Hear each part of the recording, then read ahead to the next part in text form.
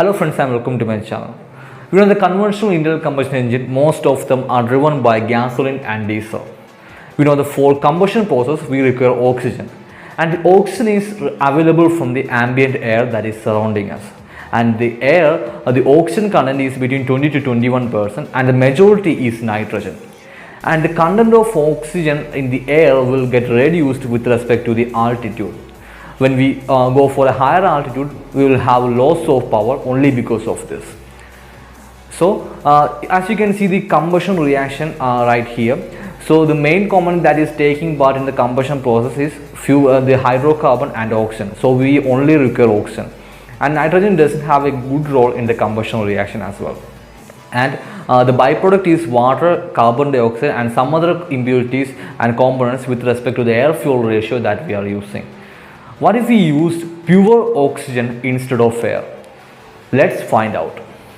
We have already heard about stoichiometric air fuel ratio. It says the exact amount of air that is required for combusting a particular amount of fuel. For gasoline it is 14.7:1 and for diesel it is 14.5:1. 14.7:1 means we require 14.7 gram of air for combusting 1 gram of gasoline fuel. So we in an internal combustion engine we are filling the combustion chamber with air and fuel. Instead of using air, if we are using oxygen, I already said we are assuming that the content of oxygen in air is 20%. So if we are using pure oxygen, there will be 5 times more oxygen. And in the combustion reaction what we need is hydrocarbon fuel and oxygen. So there will be 5 times more oxygen, which means we can use 5 times more fuel. 5 times more fuel means we can produce 5 times more power.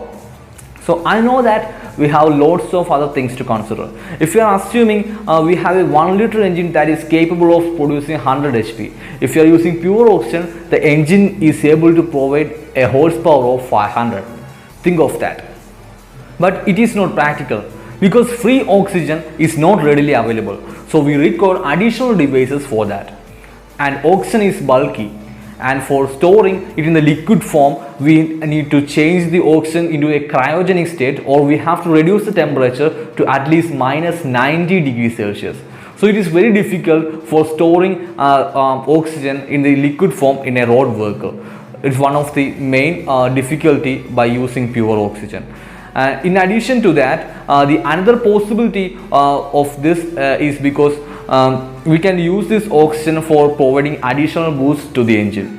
And another main disadvantage for using pure oxygen is that we are not able to, only because of this we are not able to provide the mileage or the range that we require for an internal combustion engine vehicle.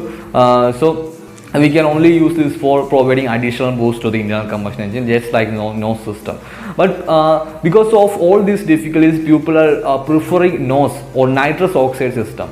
The nitrous oxide system works in a way that while combustion process, the nitrous oxide will reduce to form free nitrogen and free oxygen, and this free oxygen can take part in the combustion process to produce more power, because more oxygen means we can inject more fuel to produce more power. And the main challenging thing is most of the engines are designed to run with air. If you are using pure oxygen, the mechanical loading will be that much aggressive, because we have higher thermal loading and higher brake mean effective pressure will be created at the combustion process. So the engine will not be able to handle it, so the engine will break. So we have to design an engine to run with pure oxygen.